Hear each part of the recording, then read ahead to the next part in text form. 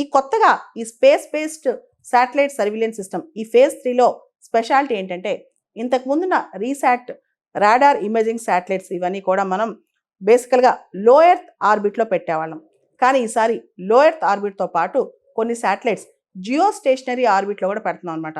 దానికి ప్రధానమైన కారణం లో ఎర్త్ ఆర్బిట్ అంటే రెగ్యులర్గా మనకి ప్రతిదీ ఇమేజ్ వస్తూ ఉంటుంది.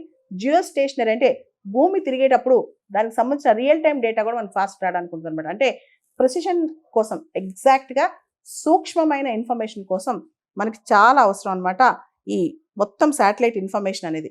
ఈ మొత్తం ఇన్ఫర్మేషన్ అనేది ఉంటే సర్వీలెన్స్ కోసం, నిఘా కోసం వాడుకోవచ్చు, బార్డర్ మేనేజ్మెంట్ కోసం వాడుకోవచ్చు, సెక్యూరిటీ దేశ భద్రత కోసం వాడుకోవచ్చు, అంతకంటే ఎక్కువగా డిజాస్టర్ రిలీఫ్ కావచ్చు, అగ్రికల్చర్ కావచ్చు, ఇలా చాలా వాటి కోసం మనం ఈ స్పేస్ బేస్డ్ సర్వీలెన్స్ సిస్టమ్ని వాడుకోవచ్చు అనమాట. ఈ శాటిలైట్స్ ద్వారా మనకి ఇంత అద్భుతమైన సర్వీలెన్స్ సిస్టమ్ వాడుకోవచ్చు అనమాట.